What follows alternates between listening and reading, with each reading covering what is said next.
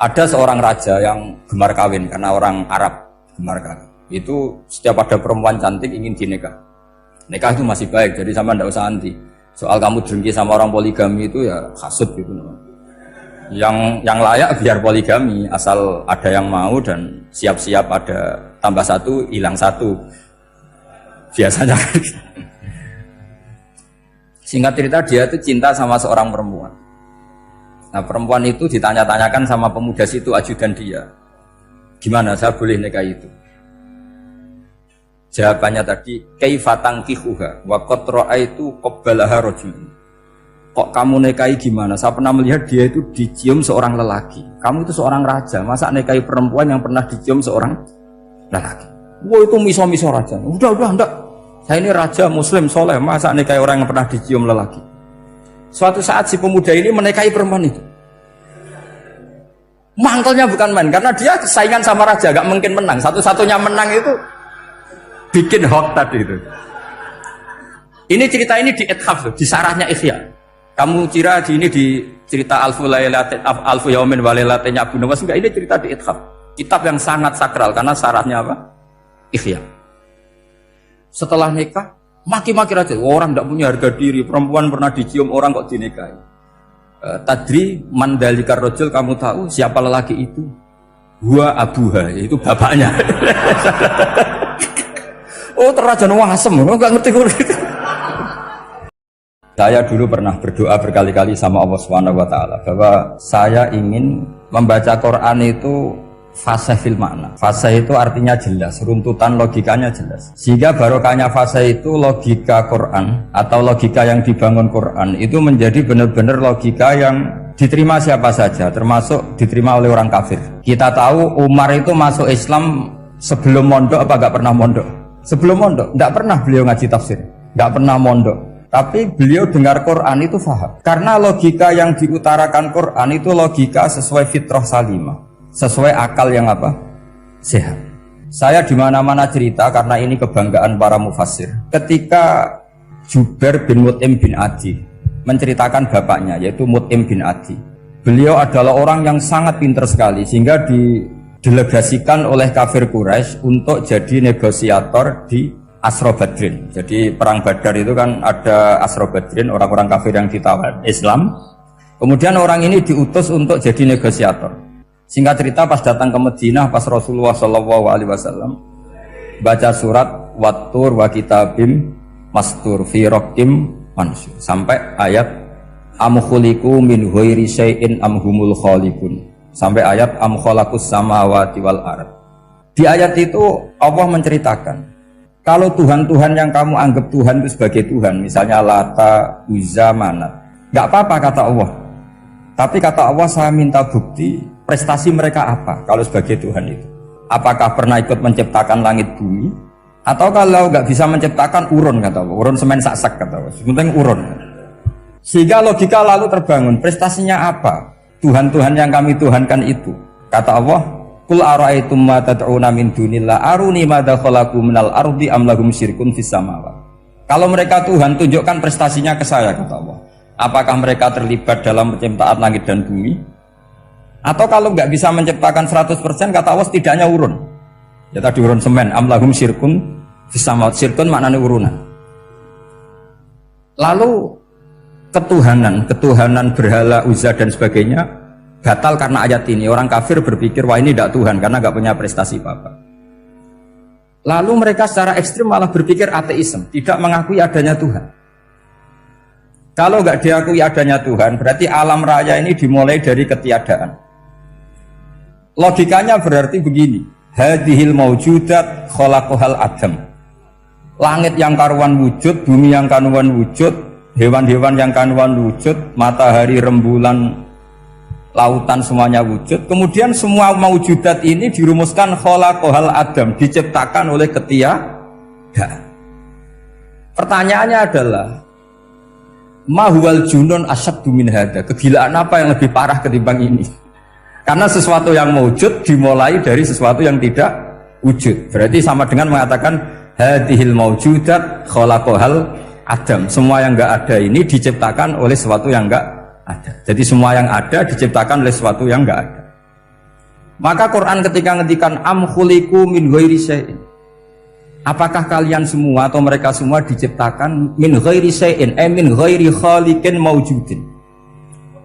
Saya ngecek di beberapa tafsir, termasuk bukan kitab tafsir tapi maknanya sama seperti di Ihya. Masa alam raya seindah ini, seeksistensi ini, senyata ini kemudian diciptakan oleh sesuatu yang tidak. Mereka akhirnya mikir, ya harus diciptakan oleh sesuatu yang ada. Nah, karena sesuatu yang ada ini posisi pencipta, maka harus berstatus super. Nah, super ini oleh ulama dibahasakan wajibil wujud. Maka zat yang menciptakan ini namanya zat sing wajibil wujud. Lalu wajibil wujud ini oleh Islam disebut Allah Subhanahu wa ta'ala. Kayak apa fasihnya Quran bikin logika? Atau orang yang jadi Tuhan itu yang mengklaim sebagai Tuhan? Itu juga mungkin, yang penting mewujud. Siapa itu? Fir'aun. Fir'aun itu mengaku sebagai Tuhan. Dia sudah sah dari segi dia wujud. Namanya orang wujud punya eksistensi, mungkin berkreasi. Saya ulang lagi, namanya orang wujud punya eksistensi, tentu mungkin berkreasi. Tapi pertanyaannya begini, ketika Musa tanya, pertama ditanya Musa, lalu kamu kalau menyembah selain saya, nyembah siapa? Kata Musa, Rabbul Alamin. Siapa Rabbul Alamin? Rabbus samawati wal ardi, yang menuhani langit bumi. Terus kata Fir'aun, tidak jawab, manggil Haman. Haman, kamu kan arsitektur, coba ibnili sorhal la'ali abluhul asbab. Ya Haman ibnili sorhal la'ali abluhul asbab. Bangunkan satu piramida yang tinggi, la'ali at-tali'u ila ilahi Musa, saya ingin melihat Tuhannya Musa. Lalu kemungkinan Tuhan di bumi, kata Fir'aun, ma'alim tulakum min ilahin ghairi, kemana-mana saya melihat yang jadi Tuhan saya. Musa ngerti kalau Fir'aun ini pekok cara bahasa Jawa itu menerangkan sifatnya Allah itu dengan sifat yang sederhana, tapi justru dengan sederhana ini Fir'aun tidak bisa jawab. Terus Nabi Musa ganti argumentasi, Rabbukum wa Rabbu abaikumul awalin, yang nuhani nenek moyang kamu, leluhur kamu. Itu terperangah, kagetnya bukan main Fir'aun. Karena para umatnya, para punggawanya lalu berpikir, kalau ini Tuhan berarti buyut-buyutnya nggak ada Tuhan, kan Tuhannya datang terlambat. Makanya Pak Jokowi kalau dituduh PKI gak terima. Saya ini lahir tahun berapa gitu, pas ada PKI itu masih 4 tahun, masa ada PKI balita. Ini enggak, ini ada Tuhan balita, Tuhan terlambat. Pertanyaannya adalah kalau Fir'aun itu Tuhan, lalu bapaknya, mbahnya, buyutnya Tuhannya siapa? Makanya ketika Allah disifati Nabi Musa, Rabbukum wa Rabbu abaikumul awalin, yang nuhani nenek moyang kamu, itu kagetnya bukan ya? Dan semenjak itu banyak punggawa Fir'aun yang iman. Ini yang akhirnya nanti jadi waqala rajulun mu'minum min ali fir'auna yaktumu imana. Atau yang menjadi ayat wajah rajulun min aqsal madinati yas'a. Kenapa mereka menjadi iman? Karena logika Fir'aun Tuhan itu gugur, runtuh. Bisori khil hujjah, dengan logika yang sangat transparan. Jadi ini perlu belajar tauhid. Jadi kalau sampean sudah kalah suara, jangan kalah logika. Kalau sudah kalah suara, kalah logika, jangan kalah tinggal mendengar saja kok tidak paham bangunnya gitu. Jadi ini sering saya utarakan. Makanya banyak ulama mengatakan fasihhu ibaratil Quran itu bukan sekedar notnya atau sajaknya, kalau boleh dibilang saja, tapi karena runtutan cara berpikirnya. Maka kelihatan sekali di tema-tema Quran, ketika nyifati Allah Rabbus samawati wal ardi tidak mengalahkan Fir'aun, justru dengan sifat yang ringan Rabbukum wa Rabbu abaikumul awalin bisa mengalahkan Fir'aun. Nah, kenapa sekarang orang tidak fasih baca Quran? Karena tadi perangkat itu tidak cukup. Saya berkali-kali matur, juga sering matur Mbah Mus. Saya itu sekarang masih belajar Al-Ibris, Mbah Misbah, Marbawi, semua khazanah tafsir, baik yang bahasa Jawa, bahasa Melayu, itu masih saya pelajari. Termasuk saya pelajari lughatnya. Mulai lughat yang setengah benar sampai macam-macam. Saya tadi matur sama Profesor Said Aqil Al-Munawwar. Memang bacanya harus urut, Said Aqil Al-Munawwar. Karena sekali salah, Said Aqil Sirat. Sebenarnya nggak apa-apa, ini sama-sama orang alim. Cuma tidak tahu nasib di publik ini, nggak tahu saya ya, macam-macam lah, namanya orang banyak, nggak usah dijelaskan. Tapi semuanya baik.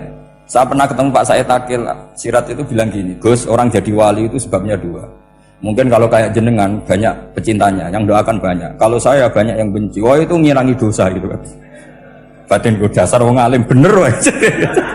Jadi beliau nikmati memang itu. Karena babanya beliau itu sama dengan babah saya yang dari keluarga Kudus. Buyut saya itu kakaknya buyutnya Pak Said Akil. Jadi makanya jangan pernah benci orang alim. Orang alim bulet atau kayak apa itu masih saja punya alasan. Saya itu dengar Kiai Bisri, cerita Kiai Bisri itu tidak ada yang serius. Dulu ketika ada polemik haji yang mu'alim, itu orang kumpul semua di sini. Kata Kiai Bisri, sudah nunggu Mbah Fadl. Mbah Fadl sudah di rumah. Ngiranya orang itu ya Mbah Fadl rawuh dileteh. Setelah lama Mbah Fadl tidak datang. Loh Kiai Bisri, Mbah Fadl tidak datang. Lah ya di rumah. Lah mana kok tidak ada? Ya di rumahnya sendiri. Karena beliau nggak pernah bilang di rumahnya. Orang saja yang kepikiran kalau itu rumah leteh. Itu mirip seperti guyonnya Rasulullah SAW. Nabi itu kalau guyon itu tidak pernah bohong. Makanya di tiba itu disebut wayam zahu walayakul ilahakon. Nabi itu ya guyon, tapi nggak pernah bohong. Yang bohong kan khayal kamu. Masyhur itu ada orang sepuh sowan Nabi. Di kitab saya itu perempuan, tapi di beberapa kitab lelaki. Saya tidak tahu pastinya berapa. Biasanya ahli hadis mentahmilkan taat dudul kisoten atau taat dudul wakiaten. Oke, kita bayangkan itu perempuan. Ya Rasulullah, saya ini tergesa-gesa, nanti takut kemalaman. Ini orang sepuh. Jadi jangan kamu bayangkan Nabi Suwani wong ayu nom nanti jadi hok. Orang sepuh. Oh di sini aja, ada usah tergesa-gesa pulang kata Rasul. Nah nanti gimana? Saya jalan kaki ya Rasulullah sampai kampung saya itu nanti malam. Kata Nabi, la ahmilan naki alab binafo. Santai saja nanti tak pinjemin anaknya unta. Kata perempuan tadi, ma fa'altu bibni naqo, apa yang bisa saya lakukan dengan anaknya unta? Sudah tenang saja kata Nabi. Setelah mau pulang, disiapkan unta, ya unta tua, unta layak dinaikin. Ya Rasulullah ini kok unta tua, katanya anaknya unta. Nabi dengan santai, oh masih tua ya anak unta kata. Jadi itu menafsirkan anaknya unta cilik itu kan pikiran kamu kan. Sebetulnya anak unta itu ya tua pun anak unta. Maka saya itu yang termasuk bangga. Nasib saya nanti insya Allah kayak Gus Mus, kayak Gus Dur. Sampai tua dipanggil Gus. Tapi saya niatnya lebih buruk. Supaya nanti kalau saya salah pantas ngijek Gus. Tapi dalam kompetisi kadang Gus itu kalah. Itu dulu di Pondok Sarang tuh kalau ke WC itu antri. Itu yang di WC didodok. Supaya cepat keluar. Ayo cepat keluar, saya Gus. Dikira teror Gus itu yang di WC menjadi takut. Yang dalam WC gak kalah. Saya malah kiai. Iya. Jadi memang kacau. Kalau sudah logika itu kacau. Tapi di Ihya kitab yang populer dikaji di pesantren, itu ada babnya. Qadiyat itu pengarang tentang betapa wajibnya takzim sama Rasulullah. Tapi punya bab mizahun Nabi, guyonan-guyonannya Kanjeng. Cuma Nabi seninya tadi wala yaqulu illa haqqan. Meskipun guyon itu enggak pernah bohong, itu butuh seni itu. Bohong apa guyon tapi tidak pernah bohong. Tapi umatnya ada saja yang pernah niru, ya termasuk Kiai Bisri tadi. Sudah nunggu Mbah Fadl, sudah di dalam. Ketika ditunggu ternyata ya dalamnya Mbah Fadl sendiri, bukan di dalam apa? Leteh. Ada seorang raja yang gemar kawin karena orang Arab gemar kawin. Itu setiap ada perempuan cantik ingin dinikah. Nikah itu masih baik, jadi sama ndak usah anti. Soal kamu dengki sama orang poligami itu ya hasud gitu. Yang layak biar poligami, asal ada yang mau dan siap-siap ada tambah satu, hilang satu. Biasanya. Singkat cerita dia itu cinta sama seorang perempuan. Nah perempuan itu ditanya-tanyakan sama pemuda situ ajudan dia. Gimana saya boleh nikah itu? Jawabannya tadi, kaifa tankihuha wa qad ra'aitu qabbalaha rajulun. Kok kamu nikahi gimana? Saya pernah melihat dia itu dicium seorang lelaki. Kamu itu seorang raja, masa nikahi perempuan yang pernah dicium seorang lelaki? Wah itu miso-miso raja. Udah enggak. Saya ini raja muslim soleh, masa nikahi orang yang pernah dicium lelaki? Suatu saat si pemuda ini menikahi perempuan itu. Mangkelnya bukan main, karena dia saingan sama raja, gak mungkin menang. Satu-satunya menang itu bikin hoax tadi itu. Ini cerita ini di ithaf, di sarahnya Ihya. Kamu kira di ini di cerita Alfu Yaumin wa Lailatin Abu Nawas, enggak, ini cerita di Ithaf. Kitab yang sangat sakral karena syaratnya apa? Ikhya. Setelah nikah, maki-maki aja. Orang tidak punya harga diri, perempuan pernah dicium orang kok dinikahi. Tadri mandalikar rojul, kamu tahu siapa lelaki itu? Gua abuha, yaitu bapaknya. Oh, terajan wasem, enggak ngerti kok. Jadi apa? Kiai-kiai dulu itu rileks. Jika saya datang ke sini ketika diminta sama Mbak Mus, sebenarnya nggak diminta, diperintahkan. Karena pasti pakai agak-agak otoriter gitu. Karena di atas kita, jauh di atas kita. Mbah Mun guru saja manggil beliau Lek. Karena kita tahu Mbah Mus punya ibunya itu binti Khalil Harun. Mbah Khalil itu, saya punya manakibnya banyak tentang Mbah Khalil Harun. Jadi beliau itu adiknya Umar Harun. Mbah Umar Harun itu dulu alim-alimnya Kiai Sarang, setelah Mbah Ghazali itu Mbah Umar Harun. Termasuk Mbah Khalil Harun yang ngaji sama kakaknya Umar Harun. Setelah beliau alim alama, singkat cerita setelah menyelesaikan pendidikan, pindah ke Kasingan itu dibawain santri oleh kakaknya, namanya Umar Harun. Nah, Mbah Harun itu punya istri namanya Mbah Sinto, itu saudaranya Mbah Ghazali. Makanya Mbah Mun manggil Mbah Mus itu Lek, karena Mbah Mun ke Mbah Ghazali itu Mbah Mun Nyai Mahmudah binti Ahmad. Ahmad ini bin Su'aib. Su'aib ini juga menantunya Mbah Ghazali. Terus Mbah Ghazali, berarti Mbah Mun dari Mbah Ghazali generasi kelima. Kalau Mbah Mus kira-kira ya Mbah Mus, Nyai Bisri, Mbah Khalil. Nah, Nyai Sinto ini sudah saudaranya apa? Mbah Ghazali. Berarti Mbah Mun dengan Gus Mus itu kalah satu tokoh di urutan nasab. Makanya manggil apa? Lek. Tapi Mbah Mus orang baik, tidak pernah manfaatkan itu. Yang sering manfaatkan Mbah Nawawi itu. Karena pernah sepuh itu, wah sembrono kalau sama saya itu. Saya di mana-mana itu digosipkan murid beliau. Ya saya ikhlas saja, itu satu-satunya harga diri Mbah Nawawi, ya saya ikhlas. Saya ikhlas seikhlas-ikhlasnya. Jadi karena memang saya manggil beliau juga memang pernah nyembah. Buyut saya kandung itu namanya Maimunah, itu mbaknya Mbah Dowi. Jadi saya ini juga Bani Lasem. Buyut saya kandung namanya Maimunah, istrinya Mbah Umar bin Arabi. Melahirkan mbah saya sampai ibu saya sampai saya. Saya teruskan. Jadi cobalah Quran itu dibaca secara fasih. Kalau ingin baca fasih caranya gimana? Kamu harus belajar balaghah, belajar lisanul Arab, belajar mantek, belajar logika. Nah, kalau logika itu tidak sampai, cari muhalnya.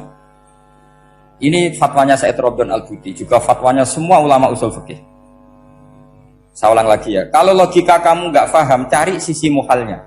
Saya ulang lagi, cari sisi muhalnya. Misalnya kamu angan-angan tentang Allah nggak dok, sedurungnya Allah itu sopo. Misalnya kamu angan-angan gitu. Sama agama tentu itu dilarang, tapi orang filsafat tetap saja nyari itu. Lalu hentikan pencarian itu, yaitu tadi katakan saja hadhil maujudat yastakhilu ayyakhluqahal adam. Sesuatu yang maujud tentu gak mungkin disebabkan oleh sesuatu yang tidak ada. Fa innal adama la yu'athiru aslan wa la yakhluqu aslan. Namanya sesuatu yang gak ada pasti tidak berstatus pencipta. Namanya saja gak ada. Akhirnya la budda min ayyasbiqu hadzal alam maujudun. Maka alam ini harus didahului sesuatu yang maujud. Lah maujud ini yang oleh Islam disebut Allah Subhanahu wa taala. Sudah selesai di sini. Tinggal delok TV, tinggal ngopi, turu sampai setannya setruk karena nunggu mau bikin was-was itu lagi. Loh, saya itu termasuk kiai paling sering lihat sinetron. Kadang ya lihat Mak Lampir itu sering tidak. Sampai istri saya itu protes, Gus, dengan kata orang banyak orang alim kok senengan itu Mak Lampir. Karena setan mau menggoda saya tentang berpikir Allah. Jadi dia ngenteni. Itu malah mikir Mak Lampir gitu. Setelah lihat Mak Lampir biasanya saya itu lapar, terus makan. Habis makan tidur. Setannya masih nunggu mau was-was. Ternyata saya habis bangun ngopi lagi. Kadang lihat berita orang ditangkap KPK, macam-macam.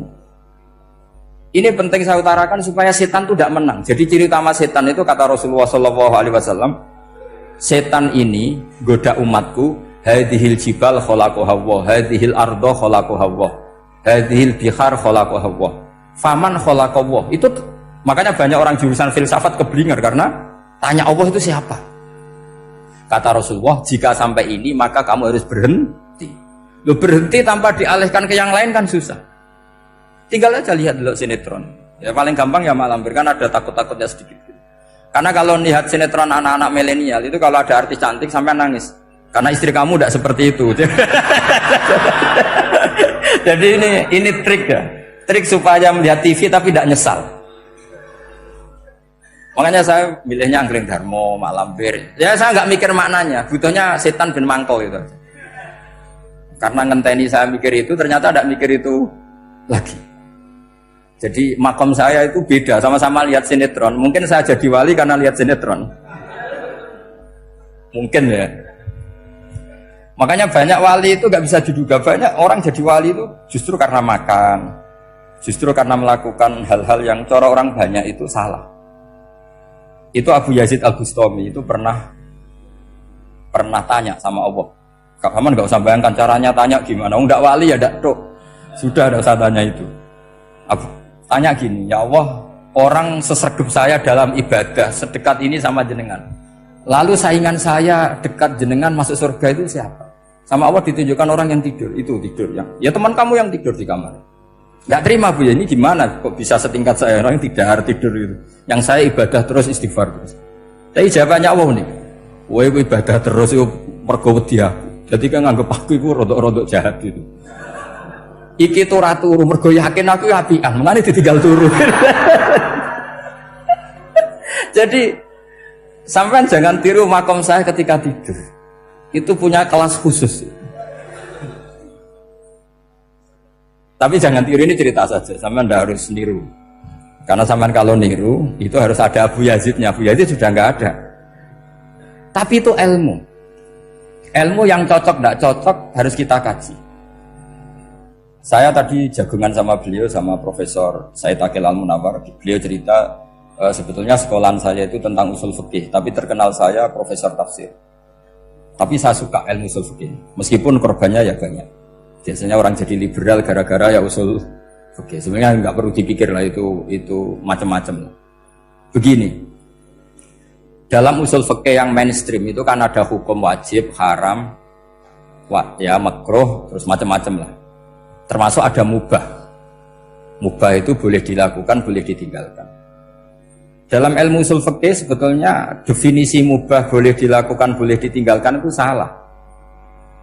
Karena begini, setiap Anda melakukan sesuatu yang mubah, pasti di saat itu meninggalkan sesuatu yang haram. Saya ulang lagi ya. Itsma min mubahin illa wa yatahaqqaqu bihi tarku haramimma. Semua teks di Lubul Usul seperti itu. Memang saya hafalkan karena ini cara saya jadi wali yang mudah murah. Itsma min mubahin illa wa yatahaqqaqu bihi tarku haramimma. Fayatahaqqaqu bisukun tarkul qatli wa bisukut tarkul qadzaf. Terus beliau membuat sekian contoh. Hukum mubah itu kata ulama yang lain kan boleh dilakukan, boleh ditinggal. Itu tidak benar. Mubah itu ya wajib. Karena setiap kita melakukan mubah maka saat itu berarti kita meninggalkan barang haram. Coba orang tidur itu artinya apa? Tidak zina, tidak maling, tidak selingkuh, tidak mabuk.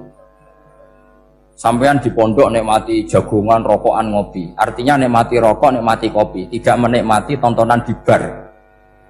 Makanya kita berharap malaikat itu belajar usul fikih sehingga ketika kita rokok di pondok dilihat hada taroka melihat bar, wahada taroka melihat dangdutan, wahada. Jangan sampai malaikat bilang gitu, dasar kere rakra delok. Itu repot kalau sampai begitu. Nah, kalau mubah itu artinya tarkul haram. Tarkul haram itu wajib apa sunat? Wajib kan? Berarti setiap orang melakukan mubah hakikatnya melakukan wajib dan itu artinya dapat pahala. Salah sampean ngajine ra khatam, dadi nglakoni mubah itu mengira tetap mubah.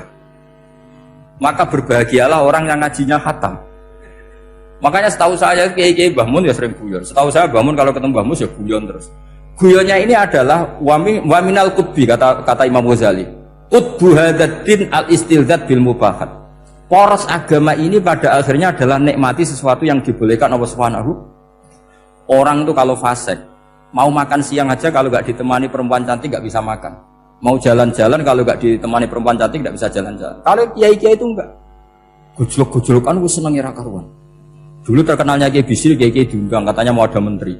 Ternyata menterinya ya beliau tidak masak antok di sini. Karena maknanya menteri itu pembantu presiden. Semua kita adalah bantu presiden terlaksananya kedamaian itu. Loh iya kan? Saya berkali-kali ngomong di mana-mana. Apa artinya menteri pertanian kalau kita tidak nanam padi? Mbok pinternya kayak apa tetap nggak ada ketahanan pangan. Sekarang menjadi ketahanan pangan itu rumusnya menteri apa karena petani mau nanam padi? Itu hakikatnya membantu presiden dalam ketahanan pangan. Cuma petani lebih keren karena tidak butuh digaji. Kalau menteri ya keren tapi kurang keren karena masih dapat apa? Gaji. Akeh tunggale lan mikir untuk gaji. Nah petani ndak mikir nggak dapat gaji. Oh, itu keren. Selalu rakyat lebih keren dibanding pejabatnya. Memang gitu aturannya begitu. Aturannya begitu. Kamu saja yang kurang syukur. Jadi rakyat tuh gremeng. Enak jadi menteri. Ya sudah itu hak kamu. Tapi saya tidak berpikir seperti itu. Maka saya ulang lagi ya. Kenapa saya ngomong seperti ini? Supaya tadi saya sudah bilang, saya sudah nggak menang dalam suara, harus menang dalam logika. Karena ini audisi ini audisi. Digambar Mbah Mus nanti yang menang siapa tidak tahu saya. Tadi Pak Mu'ad, sekarang saya, kemarin Gus Zofur nggak tahu saya. Nanti masuk nominasi apa nggak tahu. Begini. Kalau artinya fi'lul mubah itu tarkul haram, saya ulang lagi. Kalau fi'lul mubah itu artinya tarkul, maka mubah ini spesial sespesialnya. Sehingga Allah kadang ngendikan sederhana sekali. Wa min ayatihi manamukum billaili wan nahar. Termasuk ayatnya Allah adalah kamu ditakdir tidur malam hari maupun siang hari. Kalau kamu nggak malam hari, subuh hari, pagi hari, siang hari. Kenapa dihitung wa min ayatihi? Sekarang kalau ada pakar medis, pakar kesehatan bilang, ini kalau kurang istirahat mati, kalau kurang istirahat jantungan. Berarti tidur adalah menghilangkan penyakit jantung. Obat paling mandi dengan orang rutin tidurnya, itu masih mandi orang rutin tidur. Kamu beli obat harganya 1 miliar, tapi gak pernah tidur 3 hari, tetap taqabbalallahu minna minkum taqabbal ya karim. Maka yang penting itu obatnya apa tidurnya? Tidurnya yang dibantu obat. Tapi kalau obat tok gak dibantu tidur, masih sakit. Berarti penting mana tidur sama obat? Karena penting tidur wa min ayatihi. Orang kayak sampean sering delok YouTube, delok gambar semacam-macam. Barokah mana dengan tidur? Wong nak melek mripate delok macam-macam. Barokah tidur. Jadi tidur adalah perlawanan terhadap keinginan melakukan haraman. Ya, saya ulang lagi, tidur itu adalah perlawanan terhadap keinginan melakukan keharaman. Jadi kalau mau tidur nyati gini, ya Allah siap tidak berangan-angan tentang maksiat terus tidur. Itu wa min ayatihi. Jangan kok gak ada duit terus ngombe sing akeh ben iso ngantuk. Wah ini tidur yang untuk melawan kemiskinan.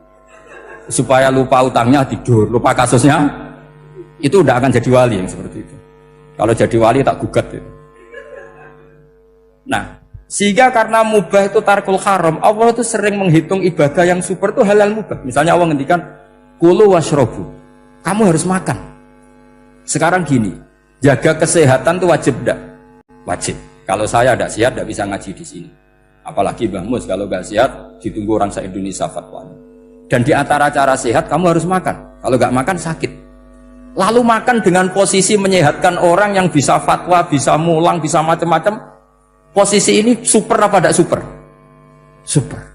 Maka Allah kadang sederhana ngendikan ibadah itu kulu wasrobu jom kowe yo mangan yo. Tapi ayat ini menjadi tidak hebat kalau dibaca orang tidak pernah ngaji usul fikih. Pangeran piye toh? Dirimo ngongkon mangan kowe dikongkokno kulu. Wis ora usah ngono ya wis mangan. Rusak Quran kena makna ngono iku rusak. Kamu tahu superiornya ayat kulu wasrobu kalau belajar fa inna fi'lal mubah berarti tarkul haram karena saat melakukan mubah artinya tarkul haram. Dan tarkul haram itu penting. Sekarang gini, merusak diri sendiri haram apa enggak? Haram. Untuk supaya tidak rusak kamu harus makan. Berarti makan wajib apa sunat? Wajib. Lho sing haram itu kalau tulung piring dintekno. Nah, dengan cara pemaknaan seperti ini, Quran akan superior. Bahkan di ayat-ayat yang kelihatannya sederhana, kulu washrobu, wala tusrifu. Ketika Nabi Musa dimenangkan mengalahkan Fir'aun, itu Allah firman pertama gitu, kamu harus makan mimma razaqnakum. Cuma syaratnya wala tatghaw fihi fayakhilla 'alaikum ghadab. Kalau kamu berlebihan nanti dapat ghadab saya. Nah, khawatir saya kalau ilmu ini sudah hilang, terus ayat-ayat yang biasa tentang kemanusiaan dikira biasa. Padahal ayat ini super, misalnya nikah. Nikah itu oleh Allah, perempuan yang kita nikahin, itu oleh Allah disebut surga. Saya punya bukti, misalnya gini ayat ya, wala tangkihul musyrikati hatta yu'min, wala amatum mu'minatun khairum min musyrikati walau a'jabatkum. Terusannya ayat, wala tangkihul musyrikina hatta yu'minu, wala abdu mu'minun khairum min musyriki walau a'jabakum. Terusannya ayat itu, ulaika yad'una ilan nar.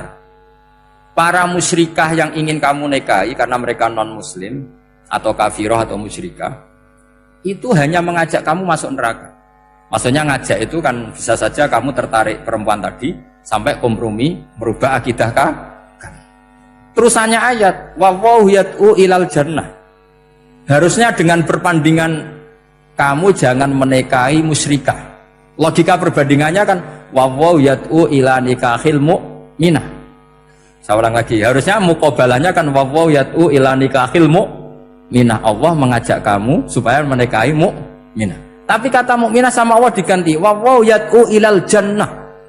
Allah mengajak kamu masuk surga, ila nikahil mu'minah. Artinya gini, setiap kamu hubungan intim sama istri kamu itu adalah menjadi kamu tidak zina. Jadi kalau kamu tidak zina, barokahnya istri kamu ini penopang kamu masuk surga. Makanya Rasulullah pernah ditanya, ibadah itu apa saja? Nabi secara ringan diantara jawabannya, wa fi buti ahadikum shadaqah. Sudah kamu ngumpul istri kamu itu ya ibadah.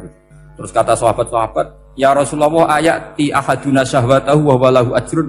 Yang benar saja Rasulullah, masa urusan gitu dapat pahala? Nabi jawabannya ya enteng, alai salawaduha fi haramin aka'ana ali wisrun. Kalau dia salah yang dikeloni kan ya dosa.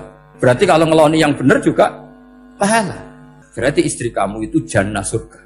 Cuma jannah yang agak aneh karena rewel itu agak aneh. Jadi itu jannah yang agak aneh. Maka supaya jannah ini tidak aneh, kata Rasulullah itu cara bersuami istri itu, kata Rasulullah, halla jariyatan tula ibuka wa tula ibuka. Sebagian riwayat halla jariyatan tudhafikuha wa tudhafikuka. Kamu cari perempuan yang gampang guyon, gampang rileks. Mula abah itu rileks, mudhahaka ya rileks.